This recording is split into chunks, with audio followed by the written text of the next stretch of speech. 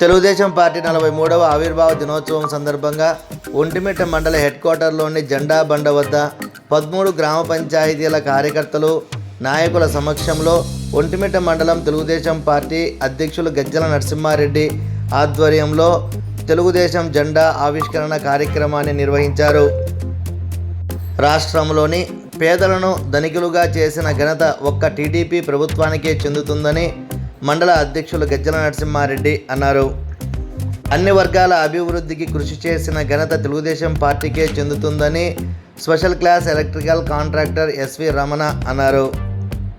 ఘనంగా ఒంటిమిట్ట మండలంలో ఆవిర్భావ దినోత్సవ వేడుకలను నిర్వహించామని ఒంటిమిట్ట మండల ప్రధాన కార్యదర్శి కొత్తపల్లి బొబ్బిలి రాయుడు అన్నారు.